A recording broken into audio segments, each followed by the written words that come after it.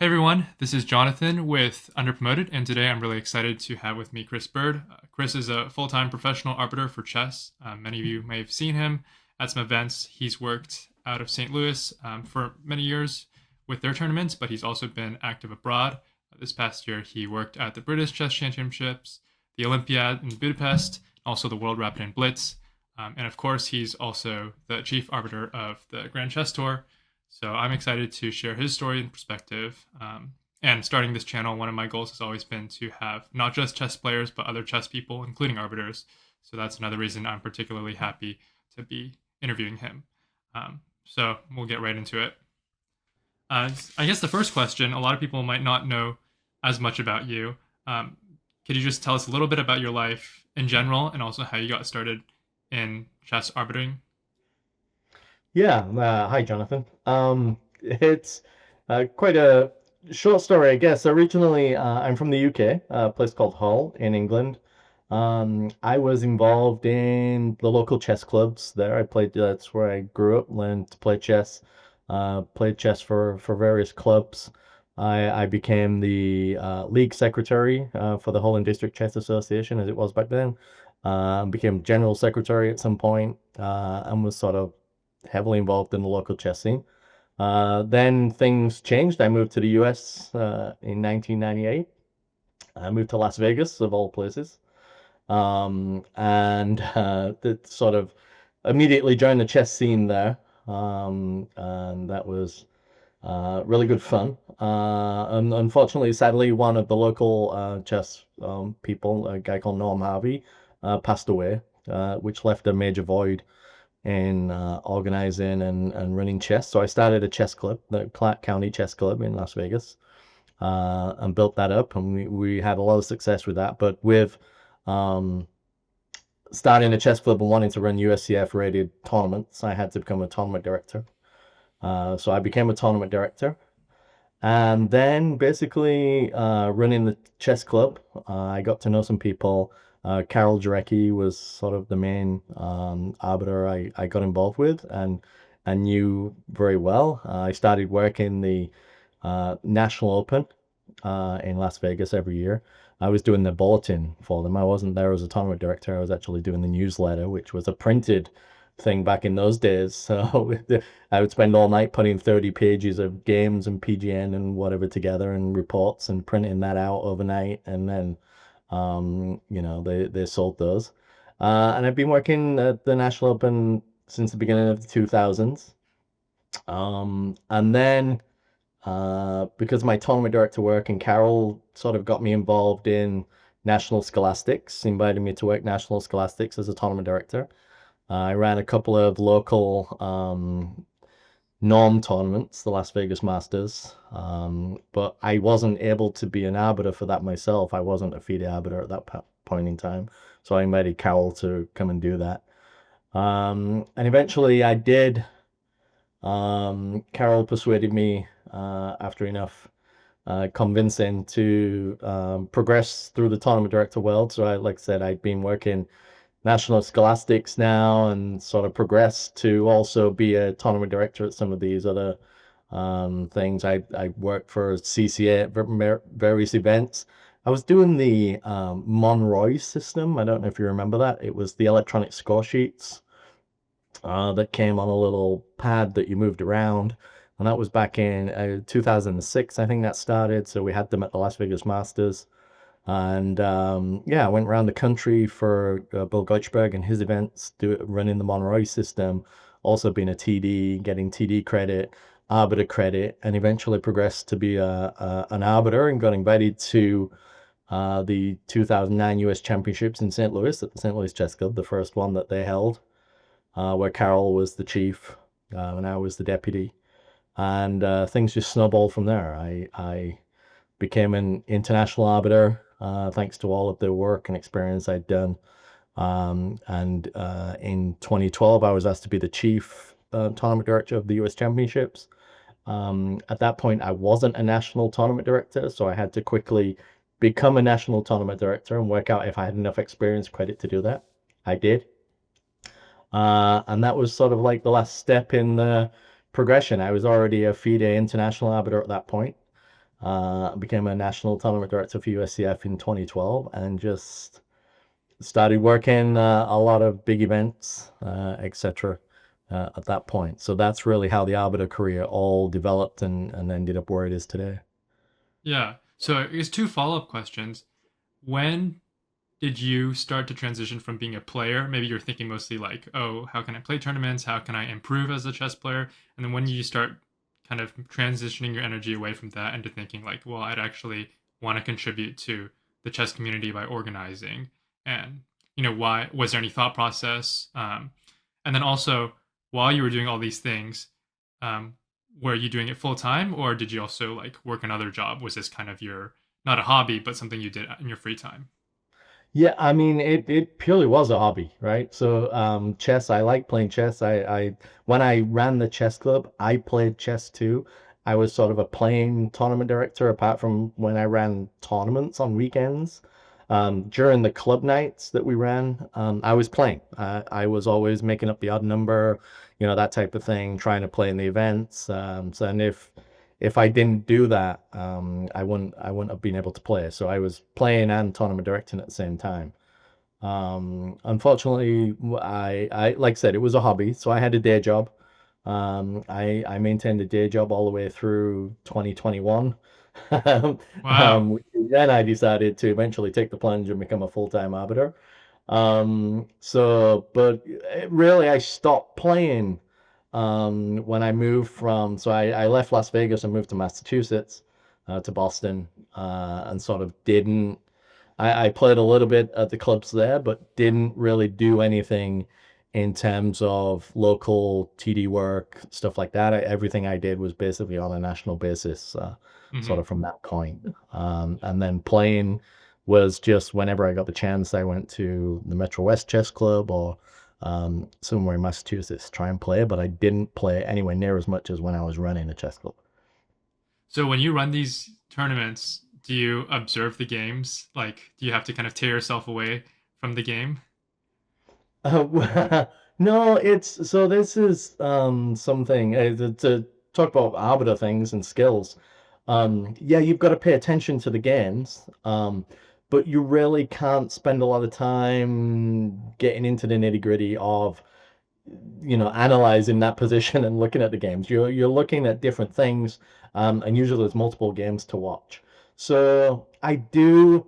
There's some certain things I need to do. Like for instance, I'm watching the games and I'm seeing moves, and of course, with most of the players that I oversee, I'm not necessarily looking for things like illegal moves. They don't make those too often, although they do. But I'm looking at things like, okay, I know that position on the board there. Does it match the DGT monitor? Is there an issue with the live feed? Is everything good? I'm checking the clocks.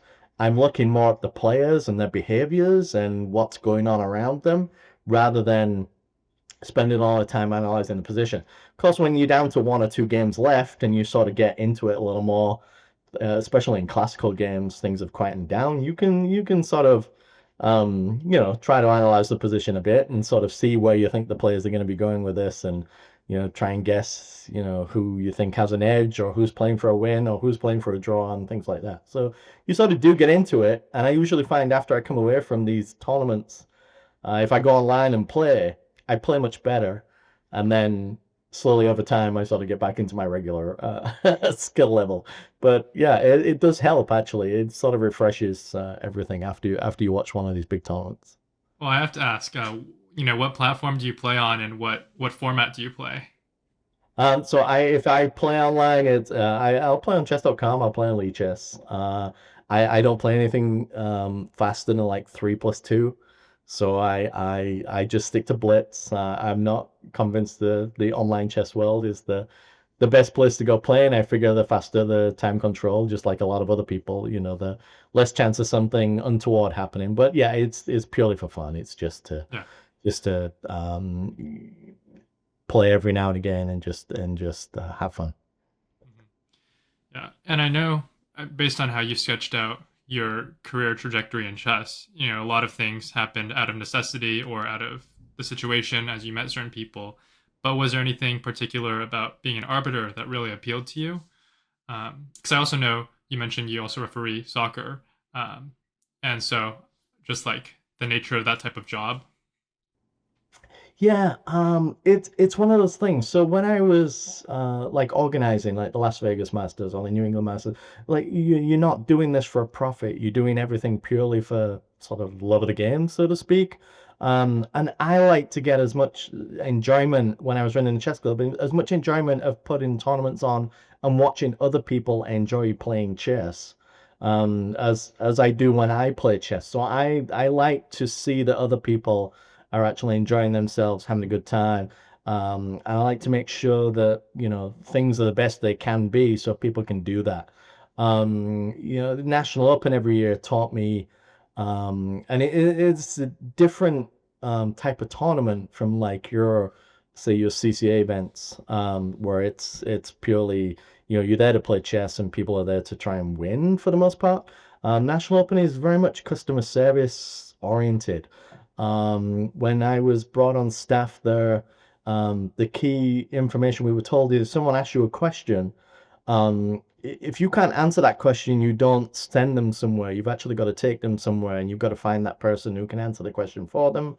And you've got to get them the service that they need so that they can figure out what it is that they're trying to do and enjoy the tournament and the chess playing and stuff like that. And I've always just I think watching other people enjoy it, again, soccer or football, where I'm from, has always been my first love, really, in terms of sports.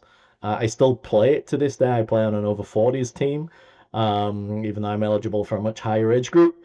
Um, and I referee football as well. And I really, the levels I referee at are not that competitive, so it's all developmental.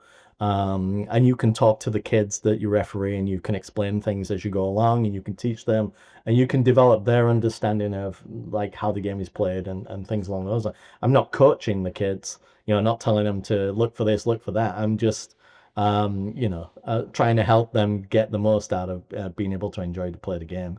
So it's just one of the things I think I've always done. I like the fact that it makes you feel good, right? When you make other people feel happy and enjoy themselves, and people should be able to enjoy themselves playing chess. Mhm. Yeah, no, that's great. Um, yeah, because I think a lot of chess dialogue, it's all about winning, or getting better, or who's the best. Um, but it's really good to hear about that side of it. Um, is it? Are there any interesting things you've noticed when you kind of switch context between maybe these elite invitational tournaments and then working something more like an open or a scholastic tournament? Yeah, it's interesting you say that. So at the British Championships this year, sorry, last year, 2024 now.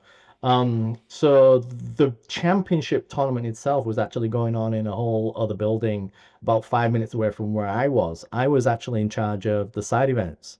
So we had a like an under 2000, under 17, under like side events going on in a different building. And we had about 70, 80 boards set up and I would see the same players who would play in a morning side event and an afternoon side event and just play classical chess. And as I told those folks, yes, of course, I like doing the top events and whatever, but these events where you get down into the roots, and this is where I started in playing sort of club events and going to weekend congresses in the UK, and seeing these people play and enjoy themselves and setting up the room and everything so that they can get the most out of chess was that was great. I really enjoyed that and I told the people, I love being here sort of in the trenches. This is where the real chess is going on. This is I can probably understand this chess a little more. Like people need more, I think, at that level, the lower levels. You get asked more questions, you've got more rulings to do, you're able to help and explain things. Again, more of a developmental thing, right? I'm not teaching them how to play chess or how to get better at chess, but if they've got other questions or other things and you're able to answer those and make their experience better, then it's great. You're really not going to get much at the elite level other than, we're out of coffee, the room's cold. Yeah, things along those lines. They're not going to come to you and say, am I allowed to do this or do that or my opponent's doing this or something's going on or whatever. So Yeah, it's different. I certainly like being involved, on the front line with the people, with many people and whatever. But it really is night and day between those two type of tournaments. You get into a invitational 10 player round robin, you see the same 10 players. Of course, I've dealt with many of these players for many years now, so I'm very, you know, social with them, I guess. But they also, I know sort of how they're playing, what they want. But they also know what I'm like as an arbiter too. So I think that is like a mutual respect thing. But you can go to a big weekend tournament like National Open. I was a floor, on the just a floor tournament director, in and around 1,000 people, just walking around. 99% of those people are not going to know who I am. I'm just another tournament director to them. So but it's really good because I want them to have a great experience playing chess too. So it's just Yeah, different, but I get a lot of satisfaction and out yeah, of help in those big tournaments. yeah, for sure. You said, with the kind of the elite players you work with, you've gotten to know them, and they also know what you're like as an arbiter. How would you describe what you're like as an arbiter? Yeah, I think so. It's interesting. I've had other arbiters tell me I'm not as serious as I should be, I guess. I don't know whether that's like a British trait. I'm very much into humor. I'm not into being stern with people or sort of butting heads with them. I try and find an amicable solution. Um, I like to think that I'm a friendly person when it comes to someone to talk to about an issue that's going on. I'm certainly not going to be, I don't want to be one of those arbiters that's like full of themselves and this is right and this is the only way and that type of thing. So yeah, I find that a friendly face or smiling or trying to help them sort of dissolve, it's like some of the situation, if there's something going on that can't, that you're in a situation where two people are not necessarily agreeing with each other. And so there might be a little bit of, you know, something going on. So you've got to try and Hmm. diffuse that situation and just try and politely talk to them. Of course, in a chess room, you got to be very careful about how much noise you're making as well, and sort of lower your tones and be cognizant of everything that's going on around you as well. So, but yeah, I like to think that I mean, I'm not aware of anything major that I've messed up, so they sort of appreciate that I am going to give them what I feel the rules say in a particular situation. I'll come up with something that's very hopefully fair to both parties if it's not, covered black and white per the rules. So Yeah. Yeah. Yeah, I think I got a sense of that. I was looking at, I don't know if you're still blogging as much. I was looking at some of your old blogs, and you had a story about at the technical meeting, certain types of end games could be declared drawn, or you had to play them out maybe, and someone, kind of was going to ask you, and you, kind of stopped them, and they played out the repetition, and then it was a draw.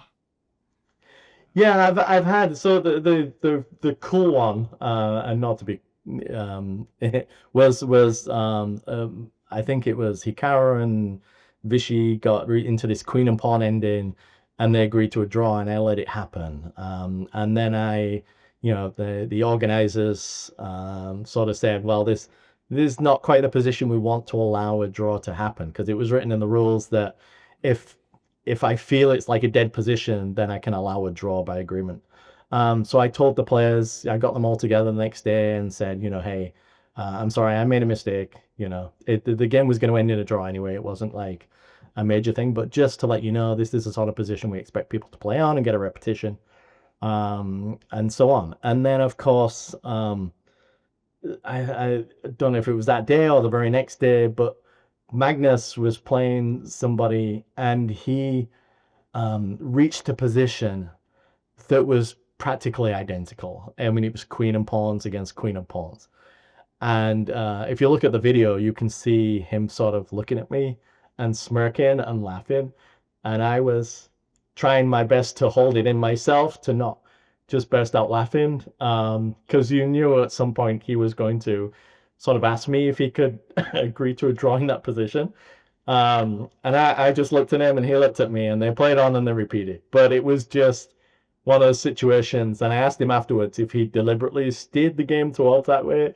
And he just sort of winked at me and sort of gave me this like like this Yeah. look.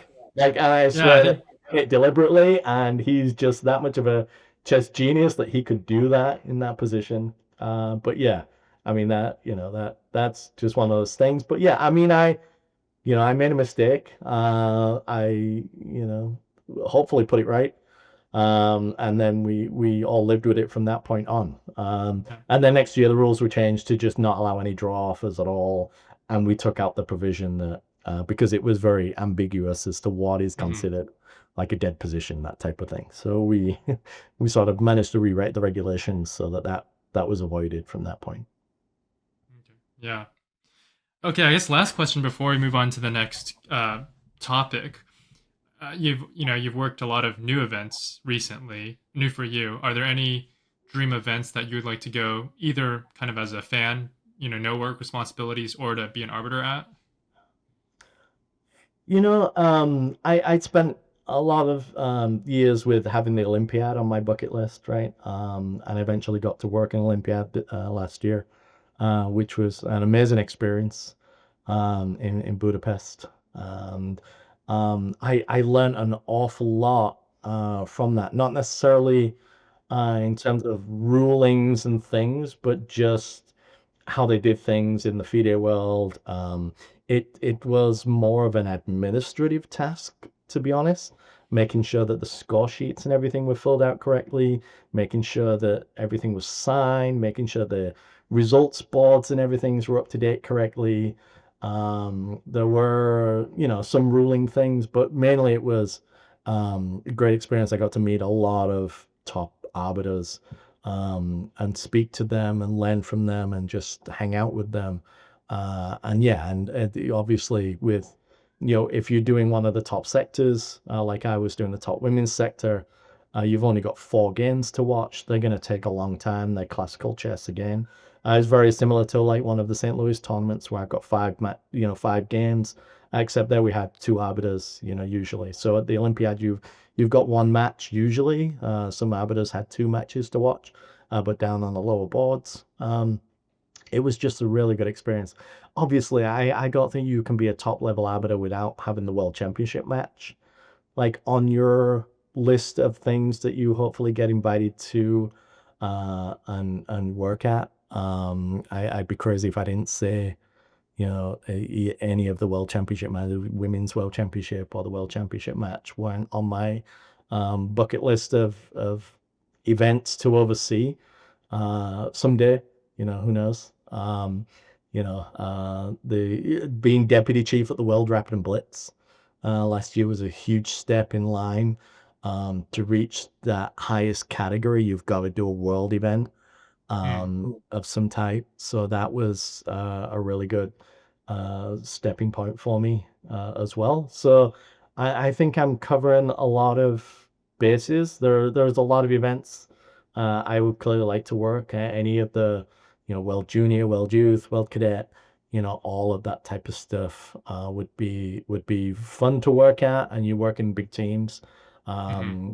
So it's good. We don't often get the chance of American arbiters to go to many of these world events. Now the Arbiters Commission have put some of these things in where federations are allowed to, for the Olympiad and things, they try and get people from different federations or a male and a female from each federation, that type of thing. So, like I said, I was very lucky that I got a chance to go to the Olympiad last year and work that. But yeah, I mean, it clearly, I, as much as I like working the American events, the St. Louis events, things like this, I want to expand my knowledge base and my, the people I work with, and hopefully, we've shown that American arbiters, like at the World Rapid Blitz, there was a lot of American arbiters there. Hopefully, we've shown American arbiters are just as competent as all the other arbiters in the world, really, so that we can get more invites to around the world to these world events. Yeah. So one thing I wanted to learn more about is the world of arbiters. When it comes to chess players, we'll talk about people in the 2700 club, 2750, or we'll talk about the top 10, top 20, these players that kind of go to the invitationals and things like that. Is there an analogous kind of group of arbiters that maybe insiders would know about? Yeah, for sure. There are certainly a group of arbiters here in the US who you would regularly see at most of the major test tournaments. There's a lot of up and coming arbiters that will work at some of these events, and you're going to see like Super Nationals is this year in May. The call for American tournament directors. Last time I was chief of Super Nationals in 2017, we had 100 tournament directors at that event. They're expecting a lot more players even this time. Mm-hmm. So there may be, a lot of tournament directors needed, but you will see the majority of things like section chiefs and the higher level positions clearly will be your usual. There's probably a core group of 40, 50 national tournament directors who usually get pinged to work In the most US. national events here in the US for sure. I think the world in the FIDE world, as I'm discovering, there are it's very interesting. They've developed these panels now, these colored panels, and they have top into IAAs and Bs basically on the majority of these panels, and they will get a large majority of the invites to all the world events that FIDE organizes. But FIDE are also cognizant that they don't want the same people to just go to every event. So, like for instance, Aris Margetis, who was the chief of the candidates, right? We told we couldn't use him at the World Rapid Blitz because he'd already been chief of the candidates that year, that type of thing. So they're trying to spread the wealth a little bit, which is good because now it means we can get more arbiters to some of these world events too. So there's sort of, I think the way the US chess does it, and big tournaments like CCA and that, you want to invite the best tournament directors to your tournaments, but you also want to bring in new tournament directors and try and develop them as well. I think US chess tournaments strikes a good balance of that. There's a lot to learn from the experienced national tournament directors. And when you go to one of these national scholastics, if you're down in the trenches and you're a floor TD and you work in one of these events, you're gonna learn a lot just by attending one of those weekend events. So it's, and you say CCA events have the same core group because they're the ones that sort of do the pairings and write the checks and stuff like that. But wherever they go around the country, they have a little subset of tournament directors that they usually invite to each of those events. And they might bring one or two of their national tournament directors with them to help ensure that the event runs smoothly. I know National Open in Vegas, like I said, it's the one event I usually work every year. That's a big non anyone else. The Las Vegas International Chess Festival, we have a core group of like 20, 30 people that we bring back every year because they're just very good tournament directors and we like the way they work. Are most of them full time professional arbiters? No, I think you'll find maybe one or two of the CCA tournament directors are full time, like the Steve Immets of the world, the David Haders of the world. But I think you can count on one hand the number of full time, people that do tournament director or arbitering for professionally as a gig. It's usually, I hate to say it, but like here in America, when you work a day job, you don't get an awful lot of vacation time. So no, so I used to have to pick and choose my St. Louis events. Yeah, yeah. I used to get invited to St. Louis events a lot, but I used to have to say, I can only do the US Championships this year, or I can only do the Sinkfield Cup this year. and not both, because there are one round a day events that didn't really take into consideration the work week and stuff like that. So I'd use my vacation time going to work a chess tournament. Um, Now, if you worked a weekend event, sometimes you can get away with just taking the Friday off, and you could be back at work on the Monday. So it's one day to go work a whole event, that type of thing. So I think this is why you find a lot of the older people maybe working chess events, is because they're retired, or yeah, something along those lines. So it it's not really a profession for a young person. Usually you'll find the young people who are doing TD work are also doubling up as things like coaches in schools, or playing chess, or doing other things to supplement. The TD work is usually the thing that's supplementing their other chess income, basically. So they're probably full-time chess coaches and thing, but they're also tournament directors, and they're doing that to get some additional income, working weekend events and things along those lines. Mm, So it's not really something that there isn't an awful lot of money in the tournament directing world. It's really hard to make a go of it as a full-time tournament director or arbiter. hmm. Yeah. Well, that's a secret cause we need more money for, not just prize pools. Um, I think you mentioned this or touched a little bit on something like this. You talk about arbiters or TDs from the US. Like, is there kind of a difference or a gap between arbiters or being an arbiter on different continents? Um, you know what I mean? Yeah, yeah.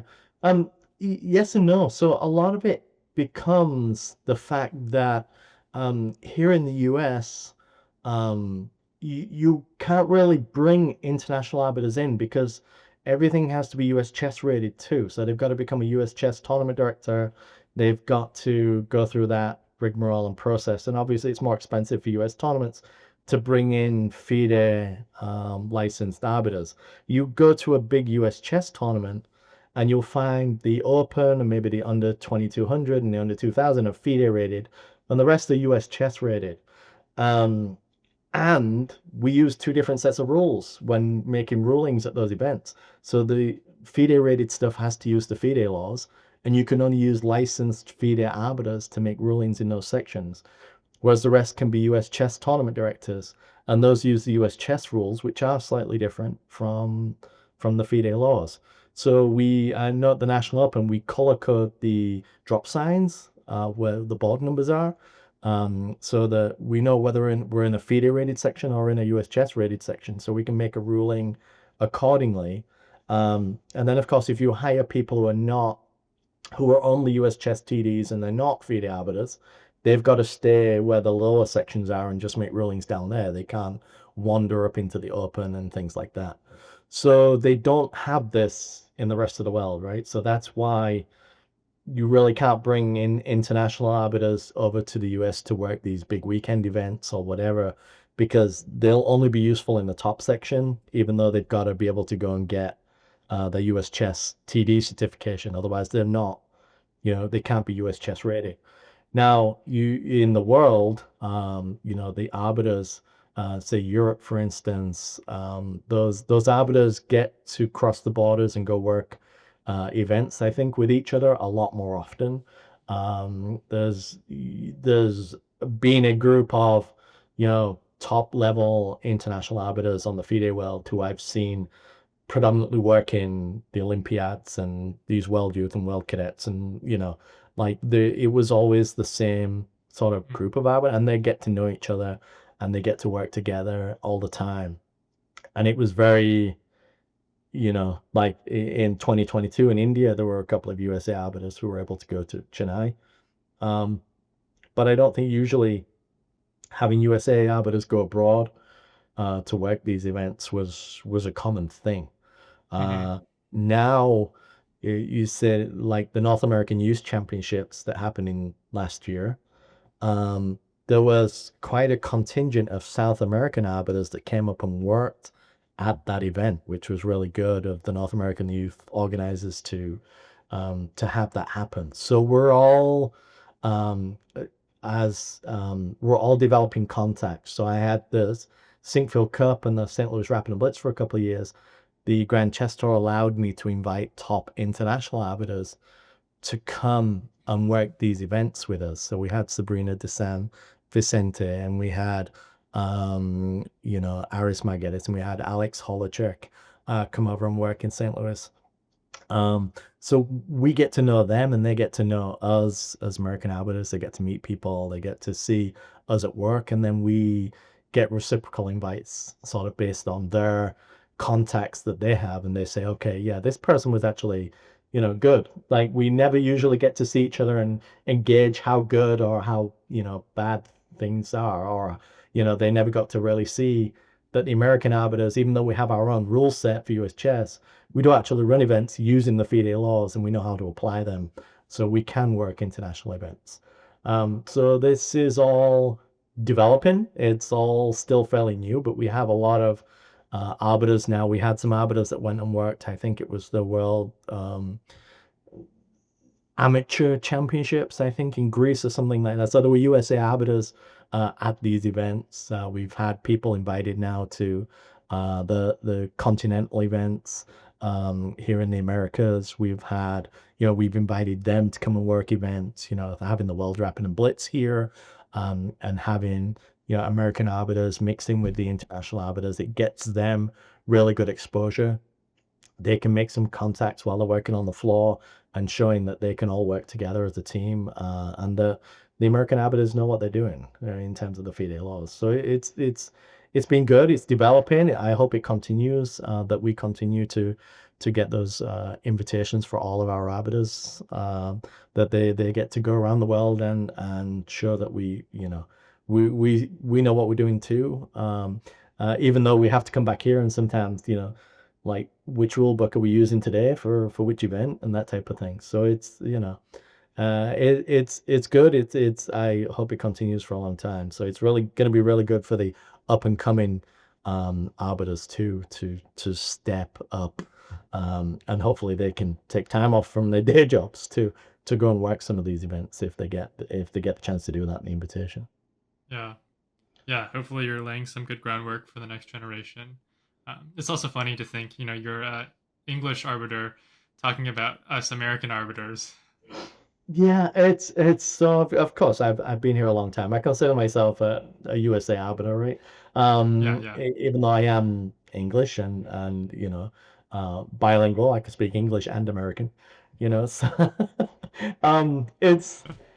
it is very interesting how that all developed.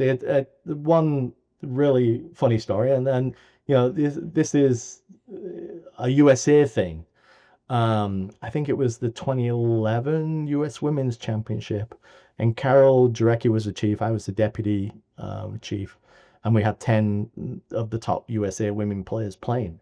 And only one of those people was actually born here in the US, which was Carol Jarecki, but she actually represented the British Virgin Isles in FIDE. So she was American, but had British Virgin Isles as her FIDE federation, whereas all the rest of us were not born in the US, but we all had a USA as our federation. So it's just, but it's this is the USA chess world, right? Yeah.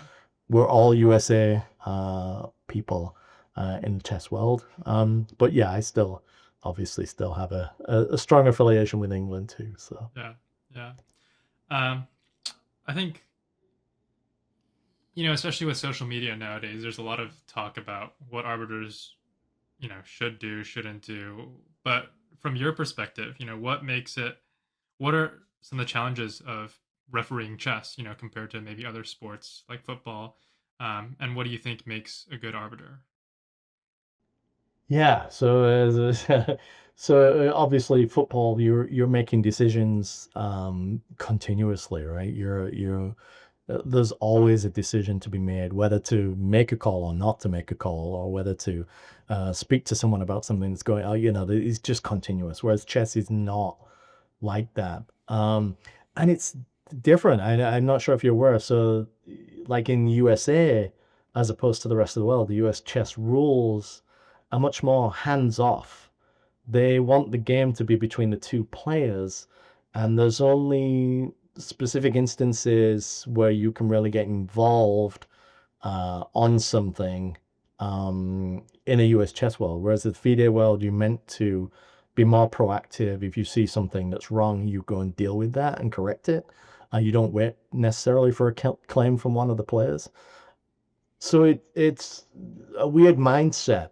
And that's something that the USA arbiters have to develop. Um, this, we been brought up on the US chess rules, being a tournament director before we're a FIDE arbiter, right? So we know this hands-off philosophy as to when we can get involved in a claim or whatever, and then you suddenly become a FIDE arbiter, and now you've got to swivel that and sort of make rulings and without necessarily having a claim from a player. So it's, I don't know if you saw my interview with Fabiano where he, Yeah. talked about, useless arbiters. And it's just, I, again, this, I went on there and I was nice and I'm just like, but I could have gone on there and just said, you're stupid, right? I mean, 95%. No, I mean, it's just ridiculous what you're saying. Obviously, clearly arbiters, arbiters are good at what they do. I'm not saying every arbiter is perfect. We will never put anyone on a pedestal like that, but most of the arbiters are very good at what they do. And a lot of the very experienced arbiters have developed this sort of threshold of how much do we let go before we get involved and before we know it's a problem and stuff like that. If we stepped in on every little violation of the laws, we'd be maybe stepping in, a lot of times. Like, for instance, you'll get a person who'll make a move, they'll hit the clock and then they'll adjust the piece back onto the square and things like this. It's not stuff that should be done. You get people twirling pawns and stuff. A lot of people might consider that distracting. At the top level, I'm surprised if the player even notices their opponent's twirling a pawn under the table or whatever, because they're just so focused on the game. So you let things slide in different ways, and you learn that over time with experience as to whether to get involved in that. You can't be.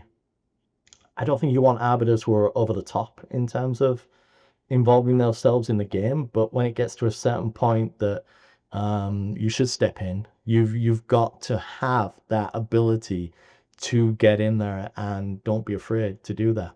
One of the best things I tell arbiters is you're going to get to a stage where a lot of times problems happen in time trouble, right? So you really want the problems to happen in the first few moves of the game so that no one's short on time. And if you get involved in the game and you have to speak to someone for 30 seconds, it hasn't caused anyone to have a substantial extra think on a position. But we don't always get to pick and choose the time that the players decide to violate the laws. For instance, towards the end of a time control, someone might stop recording the moves. They've got a 30-second increment, so they should keep recording. At that point, you've got to sort of step in and mandate that they do that. And the longer you leave that, the worse the situation's going to be, because you're going to want them to catch up their score sheet. And now suddenly they've got no time to do that. So, but we don't pick and choose that point when the players stop. That's them and something they did. And they decided to do with 1 minute left on their clock and that type of thing. So it's just a question of you've got to know, you've got to spot things, you've got to see what the real problems are. To coin a term from my soccer refereeing, people are taking throw-ins and they may not take them accurately, right? And if you picked up on every violation of the laws where people took a throw-in incorrectly, you might never, especially at my level, we might never get the game played because they'd be taking throw-ins all day long. So they call it trifling. We don't necessarily get involved if it's a trifling violation of the laws. It's got to be a real significant violation of the laws. Their foot comes a yard off the ground, that type of thing. So you can adapt that over to chess. If you see a piece not necessarily centered on the square, but both these players at this level know where that piece is. They're playing blitz, that type of thing.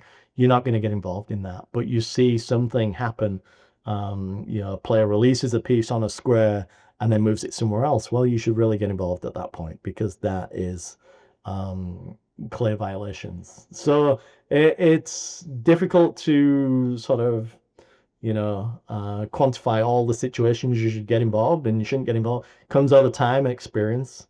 Um, you just really don't want there to be a big mistake or a big issue, and so sometimes you can be proactive, and about a situation and try and cut it off before it becomes a major problem.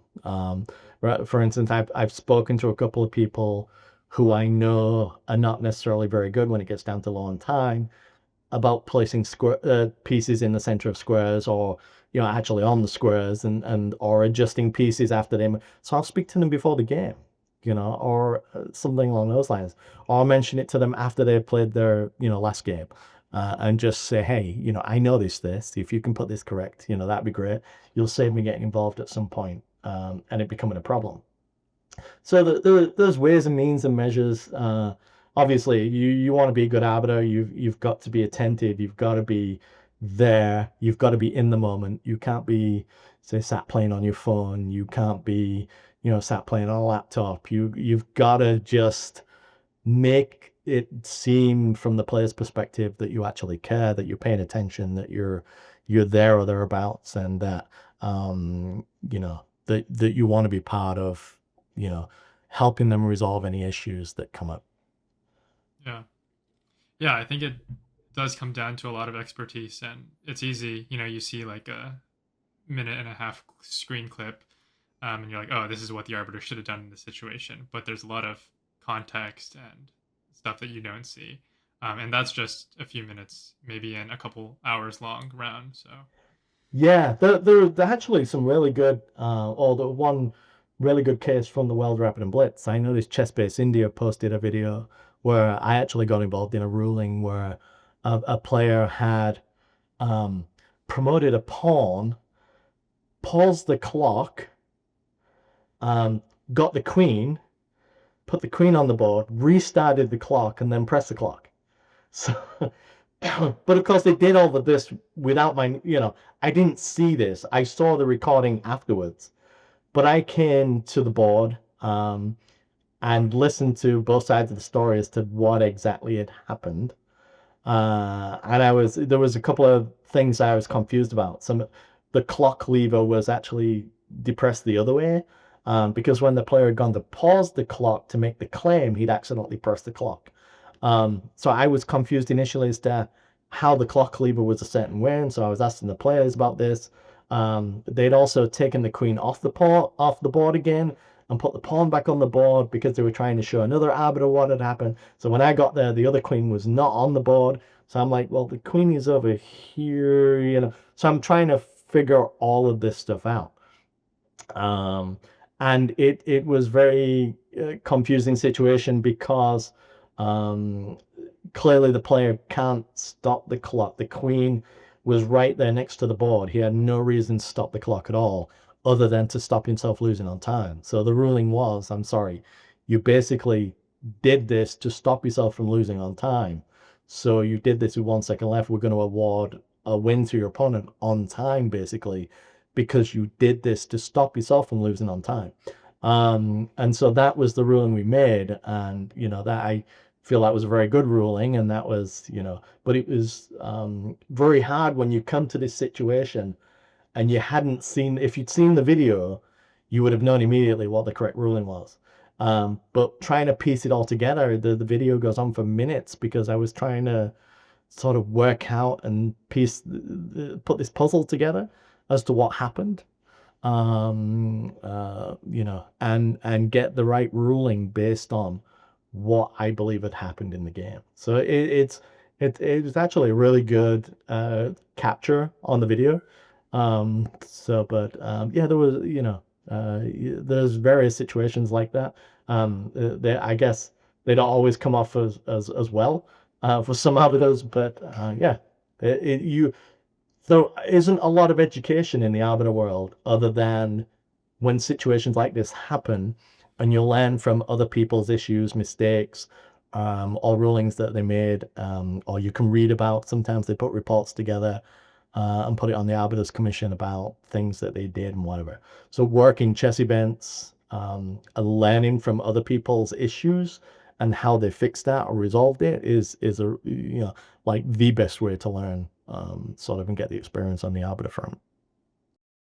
Yeah, so the last thing I want to hear your perspective on is just how you see the chess world, because you're a fan, you're a player, and you're an arbiter. I guess your Twitter bio is the reverse. You're a arbiter, then you're a fan, and then you're a player. But kind of thinking more big picture about chess, you know, what are some of the differences you see? People often compare it to like esports or maybe other sports and games. What are some of the main differences you see between chess and the other things? And also, how big do you think chess could become as a more mainstream activity or entertainment? Yeah, I mean, there's we could speak for hours on this, I think. Excuse me. Um, yeah, so it's just esports is becoming a huge thing, right? I'm not necessarily enamored by the online chess world, to be honest. I've overseen online chess events. Uh, despite all of the measures we put into them, I'm not 100% convinced that everyone was playing fairly. I couldn't prove otherwise, but it really did sour me from working online chess events, which is why you'll see me working over the board events and not linked with any online events. Um, there are arbiters out there who believe the online chess world can be successful. And it really is, with the esports world championship coming up or whatever that is this Yeah, year, and chess being a huge part of that. I think the online world is clearly still developing, and pushing. But I really don't want to lose the over the board world of chess. I think the over the board world of chess still has a lot of benefits, a lot of mileage it can run, a lot of um, things it can do. Still, chess events around the world are still very successful, and still happening. Like I said, I love to go to Vegas every year for the National Open.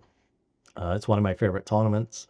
It's a thriving chess festival. I like that. So long may all of the online, over the board events continue. I think you have the top of the world of chess has to find this balance between the online events necessarily, sort of coming in and taking over from over the board events. I know they're a lot more convenient for people to attend and play in.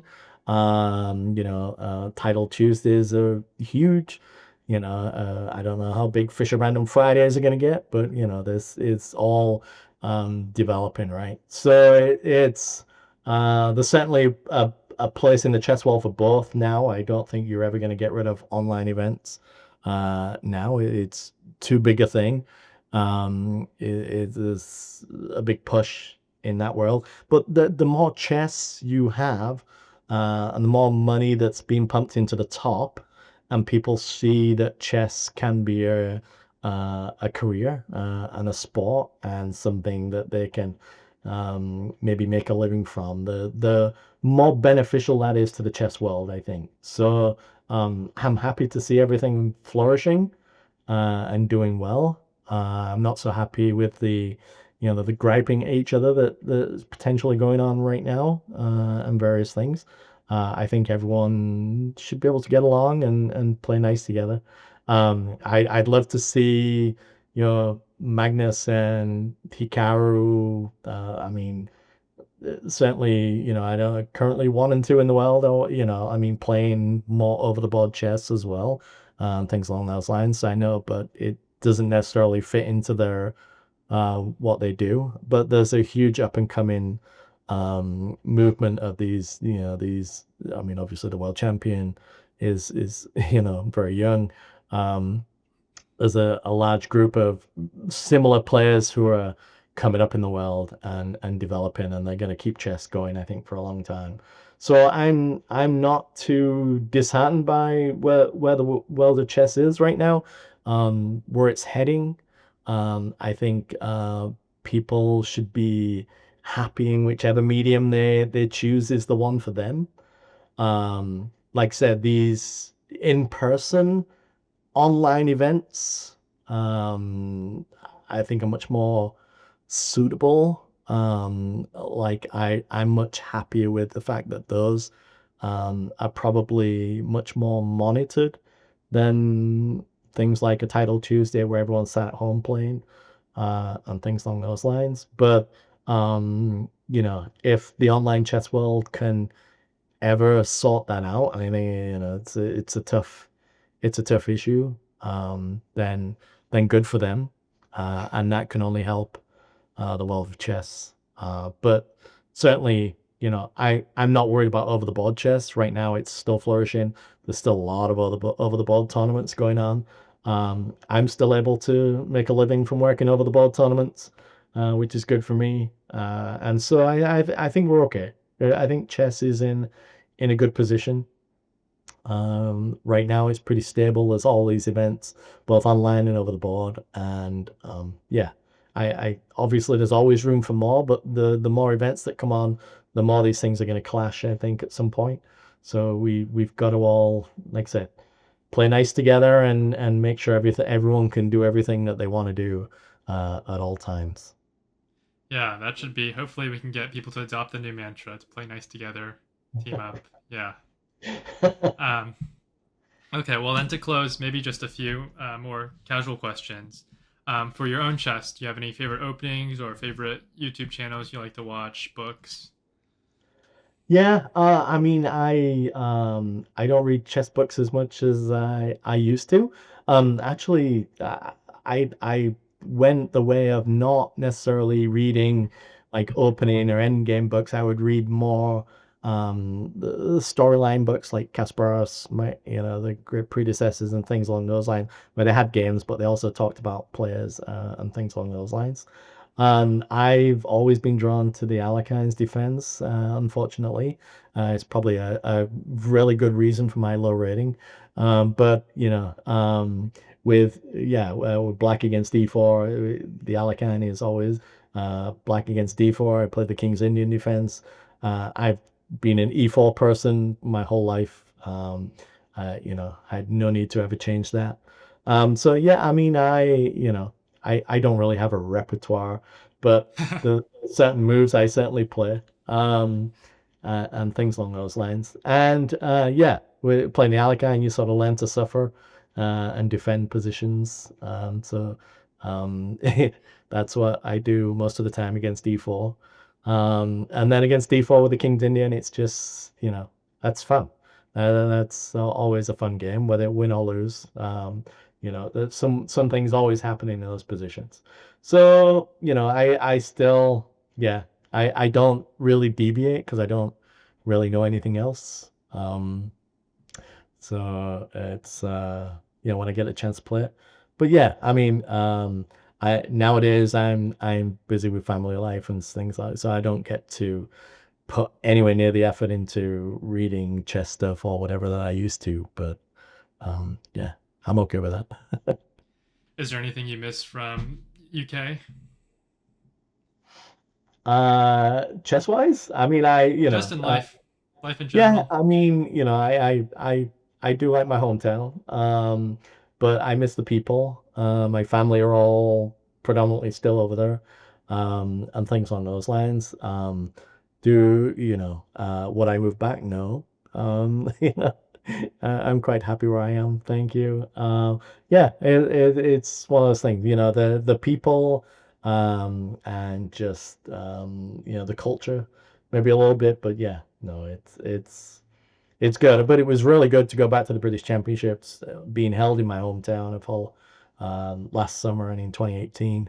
That was really good to catch up again with all of the people I used to hang out with at the chess clubs, and see all the work and the effort going on in in my hometown for the chess world too.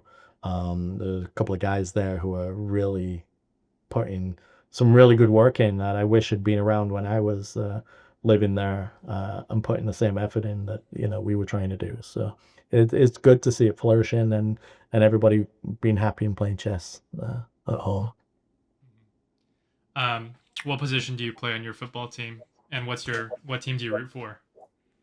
Well, so I in the Premier League I root for a team called West Ham, who are it's a lifelong suffering usually, but we've had some success over the last few years, and yeah, it's weird because West Ham is nowhere near my hometown at all. Actually, my brother supported them, and I just followed his lead, and ended up supporting them, and I have done my whole life. So, and I support my hometown rugby team, rugby league team, Hull FC.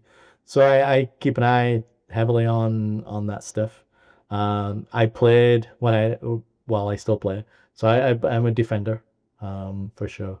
I get a nosebleed if I go over the halfway line, I think. Is so it's it's good. I still love playing. It's chess exercises the mind, the soccer exercises the body.